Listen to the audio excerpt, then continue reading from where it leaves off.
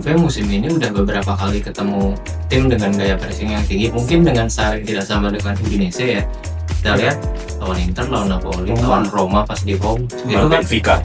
ya Benfica juga. Itu kan mereka juga main dengan seperti itu gitu. Tapi gue rasa Juve udah punya tools untuk menangani high Berat pressure buat itu Juventus. gitu. Kalau Dari menurut sisi gue Udinese-nya kali ya. Pertama dia nih salah satu tim giant killer juga ternyata Bang. Ya kan kayak tadi sempat udah lu bahas tuh. Dia di musim ini dia udah ngalahin Napoli sama AS Roma juga gitu kan. Jadi tipe gaya mainnya itu sebenarnya mirip sama AS Roma, pressing tinggi.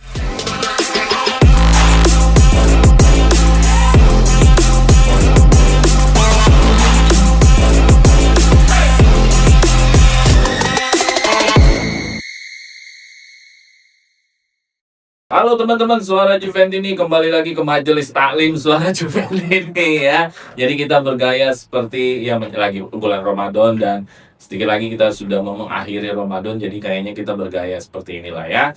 Gua Jackie yang akan membawakan untuk sesi kali ini. Sesi kali ini adalah sebuah preview melawan Udinese ya. Sama-sama Bianconeri juga nih. kita lihat mana Ya mana yang KW, mana yang ori ya. Harusnya ada satu temannya lagi tuh, Siena. Yang KW juga ya. Oke, kita perkenalan dulu dari yang paling ujung dengan siapa? Assalamualaikum. Waalaikumsalam. Dengan Ali seperti biasa. Iya. Mari kita ngobrol preview. Oke, mudik nih? Jakarta aja. Jakarta aja ya. Oke. Oke, dari depan gua dengan siapa? Oke, assalamualaikum warahmatullahi wabarakatuh. Mantan upload deh. Bentar lagi mau lebaran nih seperti Ricky dan Taman Mini guys. Mudik nggak? Enggak, Jakarta aja. Nah, aja. Nggak tahu kita nih. Ya Ustaz, coba doanya untuk Ayo, ya. ini yang beda. Ini Ustaznya ini. Ini Ustaznya yang beda sendiri. Beda sendiri. Ya, perkenalkan saya member Suara Juventini dari Timur Tenggara. Oke, ya. Boleh doa sapu jagatnya buat Juventus. Ya, semoga Juve bisa sabu bersih. Yo, Amin. mudik nggak? Di ya, nggak tahu lah ntar. Oke. Tergantung nih Juve menang atau enggak nih. Oh gitu. Jadi mudik tergantung juga ya. Kira-kira tergantung perang selesai apa enggak. Iya. Aduh. Teman-teman gimana? Mudik kah nanti selama Lebaran ya? Bagi yang mudik ya selamat ketemu dengan keluarga yang dirindukan, yang dikasihi Ya, dan betul. semoga Lebaran kita aman, senantiasa sejahtera semuanya ya. Amin. Oke, kita lanjut untuk preview kita Juventus vs Udinese ya. Kita tinggal pakai logo Madrid aja sebenarnya. Putih-putih. Lo doang. Wasitnya. Enggak, lu ya doang. Ya, jadi kita lawan Udinese yang kita tahu bahwa ini lanjutan Serie A yang ke Giornata 29. Giornata 29. Dan ini kita away. Dan ini juga mengawali bulan Maret. Gua rasa ini masih di awal Maret. Kita kemarin habis menang 4-0. Ya. Harusnya kemenangan kemarin harusnya menjadi start engine ya. Kalau kita udah nyala mesinnya, harusnya tidak lagi berhenti. Harusnya menang. Nah, Udinese sendiri kalau kita lihat ya secara profil, dia memang di mid table ya, bukan di under table kayak si Pisa kan kemarin di peringkat 19 ya. Jadi kemenangan 4-0 adalah kemenangan yang memang secara struktur aja udah jelas tuh Juventus peringkat atas, Pisa peringkat paling jebot. Nah, 4-0. Nah, kalau mid table ini kan biasanya dia itu ciri khasnya adalah tricky. Dibilang susah enggak, dibilang mudah juga enggak. Jadi gimana tuh namanya tricky? Tapi setelah gue baca-baca lagi performanya mereka, kalau lagi menghadapi tim yang jago, kemarin Udinese itu berhasil menang loh, lawan Napoli dia menang, Ya. di kandangnya lawan Roma dia menang, tapi lawan Inter kalah ya. Ya. Nah, jadi ini kita mau lihat di sisi apa nih? Ya, apakah kita bisa seperti Inter yang bisa berhasil bertahan di Indonesia, ataukah malah kita terjebak seperti Napoli dan Roma kalah sama Bianconeri juga ya. Oke, jadi bagaimana kalau Udinese ini seperti profilnya, tapi sebelum profil gue pengen nanya ke Ali mengenai konsistensi Juventus. Karena biar bagaimanapun Juventus hari ini tinggal satu doang nih yang harus dikejar. Yaitu adalah Gak enak tau nggak? spot besar ya. Biasa aja lah, realistis aja. Orang mah ngejar Suka ya. Orang mah ngejar juara ya, ngejar spot 4 besar doang. Aduh, udah berapa tahun begini ya? Oke, bener ngejar sobat-sobat besar. Oke, Wi, gimana menurut lo? Apakah kita ya kalau kita harus mengamankan Liga Champions di sini harus menang. Harus sama bersih malah. Harus posisi. Karena udah makin mepet sama Jonathan mau selesai. Nah, menurut lo konsistensi kita masih dipertanyakan apa menurut lo optimis dengan konsistensi kita ke depan nih? Nih jawaban lo menentukan komitmen orang-orang. Ntar ada yang bilang Nit sombong lah. Enggak. Udah lemes banget ini. Jadi gini, Gimana? kalau gue ngeliatnya, gue nggak tahu ya ada apa Februari kemarin, tapi kok nyungsepnya parah banget Iya gitu. susah emang. Iya, karena memang harus diakuin juga sepanjang Februari kemarin rentetan partainya tuh nggak ada yang mudah gitu loh. Tapi sebenarnya di sisi bagusnya lagi, sebenarnya jadwal kita kalau dibandingin kita sekarang peringkat 6 kan, 4-nya Napoli, 5 Como atau kebalik, 6-nya Juve. 3 Napoli. Sorry bukan Napoli, Roma, Como juga. Juve kan. Nah, bagusnya adalah di sisa musim sebenarnya jadwal Juve ini relatif lebih paling gampang di antara Roma sama Como. Not to mention Como masih punya Coppa Italia, Roma masih punya Europa League. Ya. Ini sebenarnya kita diuntungkan dari segi jadwal. Nah, pressure juga ya, Bang. fisik juga. Pressure-nya buat Juve itu sebenarnya sekarang lebih kayak ke pressure apa ya? Kalau gue bilangnya itu kayak finansial sama prestisenya aja. Masa klub heritage, klub paling sukses di Italia musim depan nggak main di Liga Champions, apa kata dunia gitu kan. Ya, sorry buat fans Milan, bandingin aja sekarang setiap ada pertandingan Liga Champions Milan ditanyain kan. Padahal kan Milan juga termasuk klub heritage Italia gitu loh, klub paling sukses Italia di Liga Champions. Jadi pressure itu buat itu menurut gue tuh pressure secara prestise lah. Dan lagi yang namanya masuk ke Liga Champions itu kan artinya kita mengamankan sisi finansial yang slot finansial yang cukup besar nih. Betul. Karena tanpa duit Liga Champions kita satu nggak bisa belanja pemain, yang kedua lagi harus jual pemain sebelum beli pemain. Itu kan membuat kita nggak bisa bergerak leluasa dalam membangun tim, yang mana kita tahu sekarang tim Juve masih dalam fase rebuilding kan di bawah Spalletti. Nah, terus satu lagi kalau menurut gua, apakah fokus di satu kompetisi ini kebantu Juve? Iya sebenarnya, karena jadwal kita hanya akan main seminggu sekali. Jadi fitness pemain gua harapkan juga bisa lebih terjaga. Nggak stres lah. Paling stres ngeliat berita perang aja deh. Dan yang perlu gua appreciate adalah sekarang kan cedera Juve tuh udah nggak sebanyak musim lalu ya. Sekarang kan tinggal Emil Holm sama ya pasien tetap itu lah satu si milik itu. Nggak bisa dihitung, tinggal Emil Holm practically dia doang. Sisanya pemain Juve semua ready. Nah, gua berharapnya memang dengan jadwal yang hanya tinggal seminggu sekali ini nggak ada alasan lagi buat Juve untuk slip. Jadi bisa konsisten nih. Harus bisa konsisten, dan gue percaya Juve bisa konsisten karena apa, pelatihnya udah bener sekarang. Iya, betul. Ya emang Tudor jelek kita parah banget itu Tudor ya, dibantai anjingnya menang. Semalam omongannya apa, nyari dana doang. Sangon nyari sangon doang gitu. Parah banget Tudor. Kayak gitu tekniknya. Kalau udah dibalik ke kampungnya bikin buku tuh. Jadi kemarin kita sama Tudor ketolong pemain ya sebenarnya. Mungkin tolong pemain udah. Pas dia pindah ke Spurs parah banget nggak bisa menang satu kan. Kayak kalau case-nya Tudor tuh menurut gue tuh ketolong pemain sampai kondisi ruang ganti jelek. Nah begitu ruang ganti jelek udah spiraling aja, udah jelek. Terus Begitu di Spurs jelek juga, lebih jelek lagi. Parah banget. Ya oke, jadi tadi konsisten menurut lo optimis ya? Optimis tuh dengan kondisi apa ya, fisik dan mental pemain Juve yang sekarang. Oke, tuh teman-teman, sebuah prediksi itu bukan berarti kita kayak paranormal. Dia harus di-clearin dulu nih. Ada data yang kita jadi atau ada asumsi dasar. Kadang prediksi itu harus banget sesuai, harus banget kejadian. Kalau kayak gitu namanya paranormal. Iya benar dong. Kalau setiap prediksi dalam sepak bola terus harus kejadian, itu namanya paranormal. Kalau kita bisa menjadi paranormal, nggak usah bikin soal Juventus ini kita mah. Mana aja ya? Bener. Jadi ponari orang-orang datang pakai batu, ya kan? Ngapain kita bahas bola kalau sebuah prediksi kita benar? Ya jadi teman-teman, apapun prediksi kita, harapan kita atau kesimpulan-kesimpulan kita di depan, kalau salah itu hal yang wajar, namanya juga analisa. Tapi kalau benar ya berarti analisa kita lagi masuk. Kalau salah hal yang wajar. Kalau semuanya 100% benar, sekali lagi kita paranormal. 100% benar, dukun dong berarti. Benar nggak? Sama yang nyetak gol semua sama ya. Iya, benar nggak? Kalau gitu ngapain bikin soal event ini ya?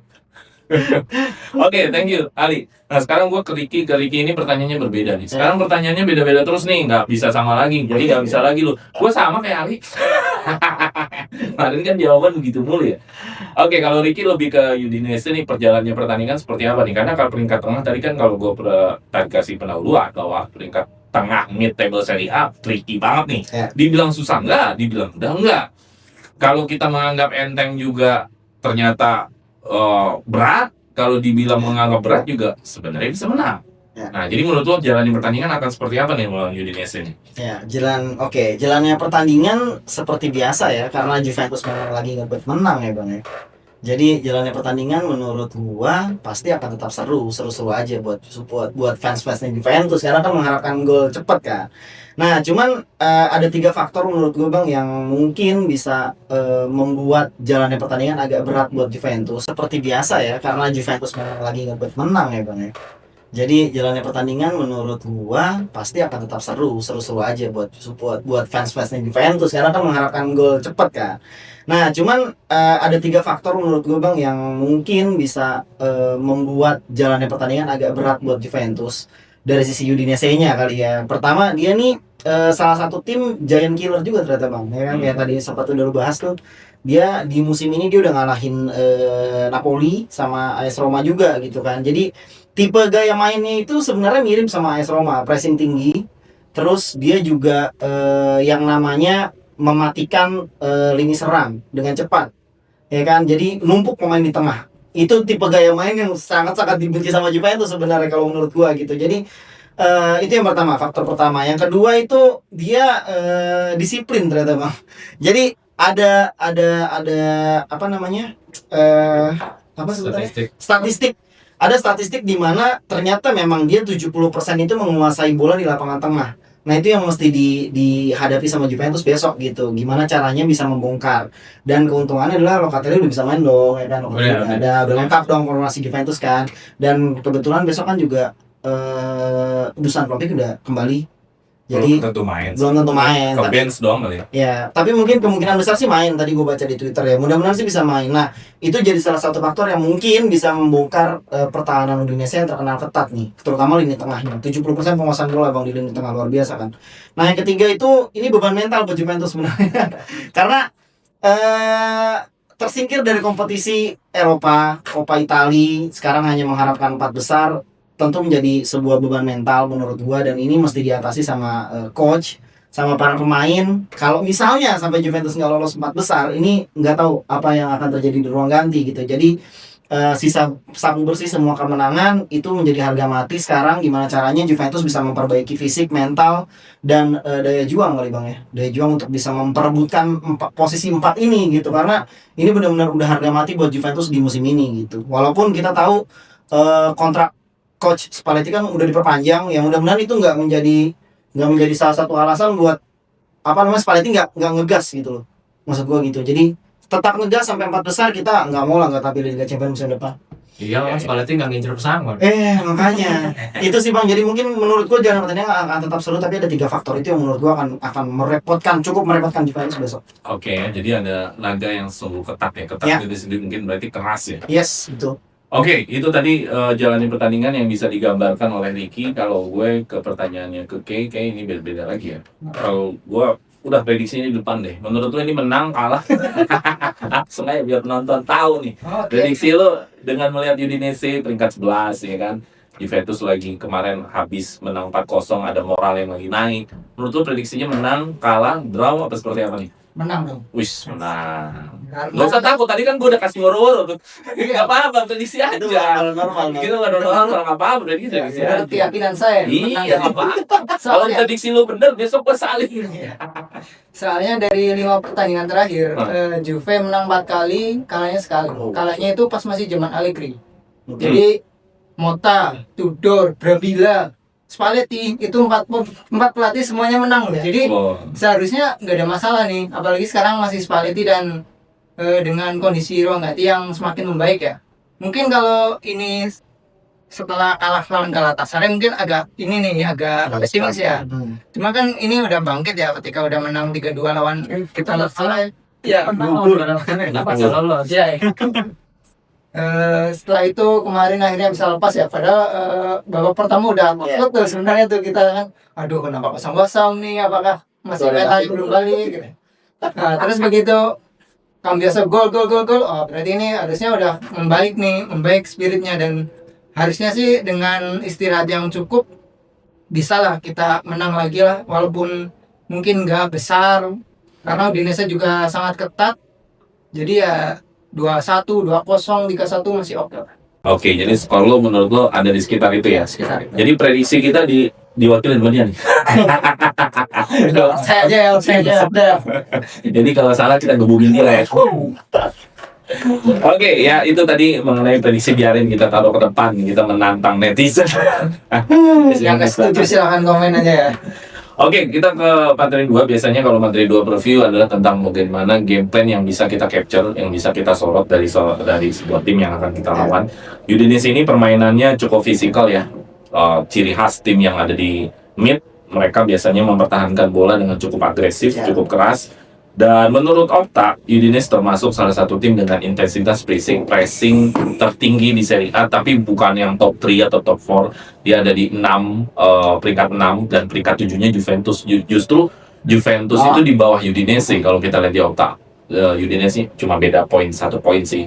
Udinese itu 12.1, Juventus 12.0. Sebenarnya sama, cuman kan angka selisih segitu aja udah menciptakan peringkat ya. Nah, menariknya pressing Udinese tidak selalu berbentuk man to man, nggak selalu berbentuk man to man marking. Dia tuh biasanya zona pressingnya, bagaimana jalur passing yang ditutup, bukan menutup orang. Nah, ini agak-agak tricky nih kalau kayak begini nih. Nah, jadi situasi seperti ini yang perlu kita diskusikan nih sama teman-teman. Mampu nggak Juventus melewati pressing yang diciptakan oleh Udinese, yang dimana dia menciptakan intercept, yaitu jalur-jalur passing yang dikelola oleh mereka, sehingga kita memegang bola nanti akan sulit, karena jalur passing itu yang mereka harapkan kesalahannya. Nah, mungkin gue kali ya, tadi kan gue udah gambarkan ya bahwa pressing tingginya banyak akan intercept aktif nih. Ya, artinya intercept itu kan mereka memotong bola sebelum sampai ke mereka kan. Terus ya, apakah ini punya potensi menyulitkan Juventus nggak sih untuk mengontrol ritme pertandingan? Karena biar bagaimanapun Juventus tuh di era Spalletti selalu membangun sepak bola dari kaki ke kaki, dari bawah, dan sekarang lawannya adalah yang suka memotong jalur passing tadi. Nah, bagaimana? Itu apakah akan menyulitkan Juventus nggak gaya pressing dengan interceptnya Udinese ini? Oke, kalau ngomongin tim dengan pressing tinggi, pasti di mana-mana bakal menyulitkan nggak ya? Tapi menurut gua, Juve musim ini udah beberapa kali ketemu tim dengan gaya pressing yang tinggi, mungkin dengan style yang tidak sama dengan Udinese ya. Kita lihat lawan Inter, lawan Napoli, lawan Roma pas di home. Itu kan Benfica. Ya, Benfica juga. Itu kan mereka juga main dengan seperti itu gitu. Tapi gua rasa Juve udah punya tools untuk menangani high pressure itu gitu loh. Kalau menurut gue sih kuncinya ada dua ya, permutasi posisi. Jadi kalau kita lihat ada Cambiaso, ada McKennie, itu mereka bisa fluid tuh di tengah dan sepertiga akhir lapangan, jadi memenuhi bisa unggul secara jumlah di lini tengah. Itu satu kuncinya tuh, unggul dulu di lini tengah karena mereka nggak man to man kan. Nggak. Nah, yang kedua transisinya harus hati-hati kalau kayak gitu. Nah, ini di sini perannya Locatelli pasti jadi makin penting kan, karena kan dia kan memang dirijennya lah, konduktornya permainan Juve, baik dari bertahan, transisi ataupun menyerang. Nah, sama yang terakhir kalau gue bilang sih, Juve harus bisa kayak semacam memancing Udinese buat keluar gitu loh. Jadi mungkin nggak selalu Juve-nya seolah-olah bangun serangan dari belakang ke depan, tapi bisa mancing Udinese keluar lalu dihajar langsung ke transisi. Balik lagi kayak gini-gini nih, Locatelli fasih dengan switch ball bagusnya, direct ballnya kan cepat-cepat, dan sayap-sayap kita kan agresif. Menurut gue di situ juga bisa mengambil kesempatan untuk menghukum Udinese. Iya. Jadi lu masih mengandalkan game number juga ya? Iya. Game number artinya seberapa banyak orang yang bisa jadi outlet passing. Iya. Ya kan? Tapi gue mau ngasih tambahan nih, man to man sama jalur passing sesuatu hal yang berbeda. Jadi kalau misalkan man to man kan kita dekat sama orang. Kalau jalur passing dia kadang-kadang ada di tengah nih. Itu tutup gitu kan. Dia di antara, dia bisa ngambil ke sini, ngambil ke sini. Jadi sebenarnya kalau gue ngelihatnya kalau jalur passing gini, gue rasa peran dari Thuram harus dimaksimalkan menjadi carrier ball. Iya. Gitu. Jadi itu bagaimana Terobos berarti. bagaimana sekarang Thuram yang punya carrier ball bagus, Kalulu. Siapa lagi sih yang punya carrier ball bagus? Ciko. lah. Ciko kan masih agak tinggi Iya, ya, maksudnya yang oh, dari, iya, dari, iya, dari iya. area pertahanan ya. Ya, ada sih bang. Kurang kalau lu biasa. Iya, kurang Kalulu. Kelly juga kadang-kadang carrier ball bagus. Cambiaso ini. Ya, Cambiaso. Jadi pemain-pemain yang carrier ball ini, gue rasa bisa jadi opsi juga buat solusi untuk kalau jalur passing kita banyak ketutup. Ya, jadi gue merasa peran Thuram, peran Cambiaso, bahkan peran Kelly sekalipun, peran Kalulu untuk carrier ball untuk bisa keluar dari jalur passing yang ditutup seperti itu. Oke, kalau dari Ricky, gue lebih ke Juventusnya ya. Ya. Ketika kita di pressing, kita bikin banyak kesalahan. Yes. Kayak waktu lawan Galatasaray, Kelly. Ya. Terus waktu lawan apa lagi sih? Banyak lah kesalahan waktu kita pressing-pressing. Menurut lo, apakah Juventus masih ada nggak kesalahan-kesalahan elementer? Ini udah di Giornata 29, masih nih begini nih. Ya. Mau salah sampai habis nih. Hah? Menurut lo masih nggak ada kesalahan di pertandingan ini kira-kira prediksi lo? Ya, jawabannya merawang lagi ya jadinya.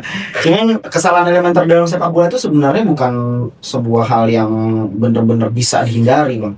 Karena dalam intensitas yang tinggi, pertandingan yang tinggi, kadang kita melakukan kesalahan itu biasanya wajar gitu. Cuman kalau lu tanya gitu, jawabannya memang kayaknya sih iya ya. Kayaknya masih tetap ada gitu. Cuman Siapa aktor? nah Sebutannya. Nah sebelum sampai ke situ gue mau sedikit kontradiksi mungkin sama pernyataan lu tadi soal carrier the ball ke depan. Akan menjadi sangat mudah kalau misalnya carrier the ball-nya lancar, ya kan. Tapi kalau misalnya ada sedikit kesalahan di lini depan, bola akhirnya terebut dan terjadi sebuah counter attack yang berbahaya. Apalagi kalau misalnya yang bawa bola seperti Kalulu, Cambiaso yang direct terlalu maju ke depan, itu yang sering terjadi. Kita sering banget kebobolan kayak gitu. Jadi mungkin Juventus harus banyak belajar mengenai sistem transisi saat menyerang dan bertahan. Itu sih bang yang jadi catatan utama gue. Lalu di lini belakang, Spalletti sempat mengatakan di sebuah konferensi pers bahwa dia sendiri mengakui bahwa saat ini lini belakangnya dia masih fragile, masih rapuh.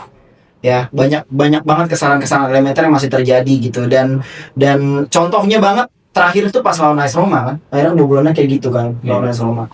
Jadi itu menjadi salah satu faktor di mana Juventus saat ini belum tumbuh sebagai tim yang benar-benar. AS Roma tuh nggak main Locatelli. Nah, Iya, pantas. Kayaknya kebaca Passingnya. lini belakangnya benar-benar rapuh banget karena nggak ada yang filter di tengah kan. Nah itulah yang menjadi catatan Spalletti bahwa Juventus belum tumbuh menjadi sebuah sistem transisi permainan yang sangat bagus gitu loh bang. Lalu masalah konsistensi build up menurut gue juga masih menjadi sebuah catatan kan, karena kalau misalnya nggak ada Locatelli build up kita berantakan. Thuram nggak main, biasanya Locatelli main sama Koopmeiners juga berantakan. Jadi masih berpengaruh banget sama seorang atau dua orang pemain yang harus tampil secara konsisten gitu. Itu sih yang mesti diperbaiki dari tim ini gitu bang. Jadi dua hal itu yang menurut gue sangat harus dicatat oleh Juventus. Gimana caranya bisa terus konsisten dalam setiap pertandingan hingga bisa memenangkan pertandingan itu sendiri gitu sih bang. Jadi menurut lu masih ada nih kesalahan-kesalahan yang harus kita buat? Itu nggak bisa dihindari menurut gue, pasti akan tetap ada sih. Oke, ya mudah-mudahan nggak berbuah. Betul itu yang kita harapkan ya. Karena back blunder bisa menciptakan peluang lawan. Yes. Keeper blunder bisa menciptakan gol. Nah, itu Kayak tadi malam Atletico Madrid parah banget. 15 menit kasih anak-anak muda tuh kasih debut begitu dong. Ini Kacau. berartinya konyol. Oke, gue ke Kay ya. Pertanyaannya lebih ke Udinese. Udinese kalau dalam defense dia cenderung bermain agak-agak takam nih, clearance nih. Wah, buang-buang bola, long pass segala macam. Menurut lo pola bertahan seperti clearance ini asal buang itu menunjukkan kekuatan atau menunjukkan kekuatan Udinese yang menciptakan berbahaya buat kita, atau justru sebaliknya itu adalah sebuah peluang dari kita? Menurut lo gimana cara defense mereka yang seperti itu? Ditambah lagi mereka cenderung mainnya keras, banyak falls, mereka sering banyak falls. Ya, dengan defender yang suka buang-buang bola itu kan sebenarnya dia pengen merasa aman ya dengan cepat gitu kan, daripada resiko kita ngoper terus malah rebut kan, mending dibuang aja kan. Kalau kita main winning biasanya gitu, kalau namanya juga buang-buang aja lah, yang penting gak diserang gitu kan. Terus dia yang selalu bikin pelanggaran itu bisa jadi keuntungan sih buat kita, apalagi kalau kita bisa ya mancing-mancing lah, provokasi, mungkin bisa dapat kartu merah gitu kan, lumayan ya. Iya. Daripada kita muluin nggak Iya, kita mulai. Habis kartu merah kita, yeay. Kayak siapa ya? Ya, terus tapi emang dibuang-buang itu sebenarnya backnya Udinese ini ada yang enggak ini ya karena lagi cedera si Umar Solet itu ya. Sebenarnya itu yang sangat berbahaya sih menurutku. Tapi karena dia nggak main sih harusnya aman ya. Waktu dia main pun kemarin kita masih bisa menang, apalagi ini nggak ada dia harusnya bisa lebih bisa lah memastikan dengan lebih cepat lah. Jangan bikin deg-degan lah baru babak kedua baru menang gitu kan, kita deg-degan ya nonton ya. Babak pertama aduh kosong-kosong garing banget gitu. Oke, jadi dengan peluang defense-nya seperti itu masih tetap menjadi peluang ya buat Juventus ya. Betul. Apalagi di mereka banyak foul, tapi percuma free kick kita nggak dicampur. Cuma Mau dikasih titik mananya nggak bisa gol. Kemarin ya berkurang ya. yang golden free kick siapa ya? Dusan apa Pop Miners? Cukup main. Dusan kayaknya. Dusan ya? Dusan. Oke, kita masuk ke key players masing-masing ya, Juventus dan Udinese ya. Bahwa Juventus tentu key players-nya adalah ya seperti teman-teman udah tahu ada Yildiz, ada Yildiz, ada Cambiaso ya kan. Tapi kalau dari sisi Udinese menarik nih, dua strikernya itu sering jadi key players-nya mereka. Namanya gabungan Jonathan Davis dan Kenan Yildiz. Kenan Davis. Terus ada Zaniolo, dan Zaniolo ini juga kemarin juga golin kan di pertemuan pertama waktu lawan Juventus. Jadi key player mereka ada di lini depannya mereka. Jadi bagaimana nih kalau dari Ricky melihat dari sisi Udinese, pemain seperti Kenan Davis dan Zaniolo menjadi dua ancaman Ya. utama di lini depan kita. Tadi lu juga sempat singgung bahwa pertahanan kita masih fragile. Apa yang harus diwaspadai Juventus dengan dua striker ini? Kayaknya mereka saling melengkapi ya kalau gue lihat ya. Gimana? Piala terjaga ini. Jadi ini memang dua striker yang sangat berbahaya Bang di musim ini Bang. Belum masuk catatan striker elit golnya tapi cukup menyulitkan. Kenan Davis ini striker tipe gede badannya 191. Dia udah catatin 9 gol di Serie A. Kebanyakan dia Banyak dia. dari Davis.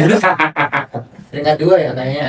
Iya makanya belum masuk catatan gol banyak tapi cukup menyulitkan karena udah sering nyetak gol. Jadi dari sisi mentalitas kan udah terjaga kan. Kalau striker sering nyetak gol kan dia pede gitu. Dan dia bukan cuma pemantul doang Bang. Jadi dia pencetak peluang yang sangat handal ternyata di lini depan gitu. Statistiknya menunjukkan dia cukup sangat efisien ya. 45% statistik menyatakan bahwa dia melakukan gol dari setiap peluang yang ada. 40%-nya itu pasti masuk gitu ya. Dan sedangkan Zaniolo ini udah catatin 5 gol 3 assist. Ya dia punya dribble yang bagus, dia punya tusukan yang cakep gitu ya. Dan ini benar-benar harus sangat diwaspadai sama Juventus gitu. Terutama saat transisi counter attack. Nah, dua pemain ini yang benar-benar sangat berbahaya gitu. Statistiknya menunjukkan bahwa transisi kilat saat bola mengarah ke Davis atau Zaniolo itu selalu menjadi gol. Jadi ini benar-benar sangat berbahaya sebenarnya Udinese ini, terutama untuk dua pemain ini ya. Dan yang tadi gua infokan mengenai transisi bertahan kita yang sangat buruk. So far selama 4 pertandingan terakhir itu menjadi catatan khusus di mana dua pemain ini harus benar-benar diperhatikan sih Bang. Ini adalah ancaman nyata bagi Juventus besok. Gitu sih. Jadi Bremer dengan siapa dunia kira-kira? Siapa besok? Gali apa Kelly? Gali apa? Iya, Gali apa Kelly? Gati apa? Gali sih. Gali apa Kelly? Gue bilang ganti sih. Gati ya? Gati lagi on fire Kalau juga. ngeliat tipenya Masa orang ganti kemarin ganti bang gua? Iya, makanya. Iya, mending lah. Gati atau Kelly lah. Gimana ini? Ini dua striker tajam nih masalah ini. Nggak bisa Pemainer saja kan. Oke, ya teman-teman, menurut teman-teman siapa nih duetnya nih? Gati Kelly apa Gati? Sorry, Bremer Kelly apa Bremer Gati nih? Kalau gue bilang, komen. komen lah. Oke, gua ke Ali ya. Dari sisi Juventus nih kemarin di babak keduanya lawan Sassuolo ada perubahan pola. Bagaimana false nine diciptakan untuk Kenan Yildiz dan Boga main lebih awal di babak kedua dan gol banyak dari situ ya. Karena ada perubahan seperti itu. Apakah posisi Kenan Yildiz di false nine adalah sebuah peluang nggak nih buat lawan Udinese, ataukah lu melihatnya seperti apa false nine itu hanya ada apakah variasi ketika kita belum mendapatkan gol, atau menurut lo itu sebuah peluang yang harus bisa kita ciptakan dari awal? Harus berani dicoba dari awal ya, karena bukan di tengah pertandingan. Nah, makin kesini itu kan makin terlihat kalau Jonathan David ini susah banget buat perform dengan kondisi yang sekarang. Sampai Spalletti juga di preskon kan bilang kan dia punya masalah dengan kontak fisik dan kawan-kawan ketika permainan jadi fisikal dia malah meredup gitu kan. Nah itu buat gue jatuhnya ya udahlah mendingan dicoba aja Yildiz jadi false nine sekalian, karena memang dia sebenarnya punya skill set buat itu. Dan lagi menurut gue sekarang pola permainan dia yang mulai dari sayap itu meskipun kadang works tapi udah mulai baca. Nah, di satu sisi yang lain pas juga pelapisnya di UP si Boga ini lagi lumayan perform nih, meskipun nggak mainnya tuh simple gitu loh, simple tapi ya outputnya ada aja, gol asisnya kan beberapa pertandingan terakhir. Jadi buat gue sih ya ini memang harus dicoba nih. Dan masa persiapan buat itu kan istirahatnya juga lagi lama nih, seminggu. Gue rasa sih tebakan gue sih nanti ketika pertandingan dimulai, Yildiz bakal mulai pertandingan dengan posisi penyerang tunggal. Ya, memang false nine akhirnya kan lebih banyak bergerak di area luar kotak penalti awalnya kan. Iya, jadi dia bisa menciptakan seolah-olah lo ketambahan 2 pemain. Jadi ketika lo lagi link up dia turun, ketika mau finishing ya dia masuk kotak penalti gitu. Dan Yildiz bisa melakukan peran itu menurut. Bisa lah. Apalagi kalau Boga. Iya, Boga. Karena Chico. Itu kan udah mulai kebentuk kan chemistry permainannya pas kemarin lawan Pisa. Oke lah, lawannya Pisa memang peringkat 19, tapi ya ketika udah ada satu klik itu kan start awal yang bagus. Iya, gue ngeliat tanda-tanda Yildiz bisa bermain false nine adalah salah satunya gol Cambiaso. Iya, betul. Bagaimana Yildiz bergerak secara diagonal terus umpan bagus. Teman-teman, bergerak diagonal itu tanda kecerdasan seorang pemain. Benar. Ya. Karena kalau lo bermain bola lo cenderung lari lurus. Benar. Tapi ketika lo bergerak diagonal, itu lo bermain bolanya mikir. Jadi lo bisa teliti deh. Pergerakan diagonal itu sangat menyulitkan buat back manapun. Jadi kalau ada pemain yang bisa pergerakan tapak bola dengan diagonal tuh nyilang ya. Entah itu bergerak nyilang ke kiri, nyilang ke kanan. Nah, Yildiz kemarin dia nyilang ke area half space kan. Dia masuk, akhirnya di passing sama Chico. Ya kan? Yang golnya Cambiaso tuh. Baru habis itu dia crossing. Dia memprediksi berarti kemana Chico akan ngoper kan? Iya, dia bisa melihat gue bergerak diagonal, gue bergerak nyilang ke half space kanan, di situ ruangnya masih bisa lebih gue bisa dapat. Nah, di situ gue melihat ada tanda-tanda Yildiz bisa nih main di false nine. Dia bisa bergerak diagonal dan dia bisa berpikir seperti itu. Karena bergerak diagonal itu pergerakan mikir. Karena kalau gerakan mikir lurus. Ya. Jadi gitu ya. Jadi false nine menurut lo mampu aja Yildiz. Gue juga memprediksi juga mampu sih. Daripada Mas David ntar nggak golinnya babak pertama. Oke, gue lanjut ke Kane. Terakhir adalah mengenai berarti kalau Yildiz false nine, berarti kalau ini dari awal otomatis Boga apakah langsung nggak nih dari awal? Karena kadang dia nggak cukup, dan maksudnya nggak harus menit banyak tuh untuk membuktikan dia bisa golin, bisa assist gitu loh. Ya kan, kalau bahasanya Zegrov adaptasi, bahasa butuh kesempatan, butuh ini. Dia kayaknya nggak butuh kesempatan, nggak butuh adaptasi, langsung aja dia assist tuh. Nah, menurut lo gimana dengan dia seperti ini? Langsung aja nggak nih buat starting? Kalau gue sih penasaran starting sih, kalau gue ya. Kalau lo gimana? Tentang Boga harus starting atau enggak? Ya, setelah melihat penampilan Boga beberapa pertandingan terakhir, dia kan sering kasih kontribusi walaupun menit mainnya dikit ya. Ya mirip kayak Chiesa di Liverpool gitu kan. Jadi ya kenapa nggak kita coba untuk main starter untuk di satu pertandingan ini, terus kita lihat apakah dia emang bisa main 90 menit dengan konsisten atau dia lebih bagus ketika main sebagai pengganti. Jadi ntar kan Spalletti bisa mengukur nih, oh ternyata kalau dia bisa bagus ya berarti Yildiz akan dipatenkan jadi false nine, atau nanti ketika ada striker baru mau berubah jadi 4-2-3-1, Yildiz yang di tengah bisa juga kan seperti itu. Nah nanti Boga yang di sebelah kiri nanti akan dicarikan lagi pelapisnya Boga, yang tadinya pelapisnya Yildiz dicari pelapisnya gitu. Naik derajat. Iya, naik derajat. Posisi. Nah Boga ini kan juga sering disebut singkatan boleh juga Sama-sama gacor gitu. Boleh juga. Kalau disingkat JRMBG, wah MBG nih bagus nih. MBG nggak usah masak ya, udah ada turbo yang masak. Iya. Ada kan Boga yang masak ya. Bisa nyambung juga ya. Iya. Dia assist juga pernah kasih juga. Biarkan let him cook ya. Dia 1 assist 2 gol. Iya. Dan dia performa yang seperti ini bukan tanpa ujuk-ujuk dia bisa gitu. Dia soalnya pernah juga pengalaman di Serie A ya dulu di Sassuolo. Ya. Bareng sama Locatelli lah. Iya, bareng. Jadi ya mungkin dia masih ingat, dulu gue main Locatelli gini nih. Jadi ketika ternyata back Serie A nggak upgrade ya, masih kayak gini aja gitu kan. Jadi dia udah paham lah. Gua datang lagi masih Masih kayak gini nih. Iya. Easy banget easy. Nah, kalau emang jadi bagus ya akan jadi berkah lah buat kita ya. Ya. Jadi Yildiz bisa fokus mencetak gol juga.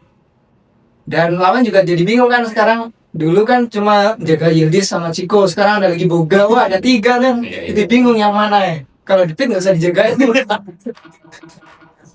Aja lah. Apalagi open down udah. Tapi David masa tetap kan sih udah sering visit gimana main di Liga 1 Indonesia. Waduh. Bisa pulang. Liga UFC. Masa open dia harus. Oke, jadi setuju ya Boga starting ya. Ya gue lebih ke penasaran sih. Kalau lu setuju? Ya lu setuju first nine pasti Boga starting. Lu setuju nggak? Ya cobain aja. Kita coba aja, siapa tahu bagus ya kan. Oke. Daripada David bro, ya David langsung main pokoknya. Oke. Ya sudah itu menutup tadi pertanyaan terakhir gua. Ya udah deh sekalian prediksi deh nggak apa-apa deh dari lu. 2-0. 2-0 lu. 2-1. Gue juga Ulang lagi. 1-2. Juga yang menang. 2-1 lah gua. Di Green main nih kayaknya nih. Di Green main. Ada gol lah mungkin. Siang. Shoot pertamanya Davis nih. Oke teman-teman itu tadi dari kita. Jangan lupa kalian membership ke kita supaya teman-teman bisa dapat info tentang Juventus 36 jam ya, tiap jam, tiap detik ya, apapun all tentang Juventus ya. Hari. Pokoknya berita perang Iran pun juga ada sama berita grup kita ya. Jadi lu join aja membership kita. Terus jangan lupa juga lu scan, itu ada barcode, lu scan aja, lu scan, dan kalau lu penasaran ya lu transfer lah. Oh iya, Ya, terus ada bedanya ternyata Juve dan Udinese ternyata. apa? Kalau Juventus putih hitam, kalau Udinese hitam putih. Beda kan nanti. Bianco ini kan Bianconya putih dulu kan yang duluan. Siap. Oke. Dan jangan lupa share, like, and subscribe. Kita ketemu lagi di video selanjutnya. Final video. Forza Juve. Foto dulu.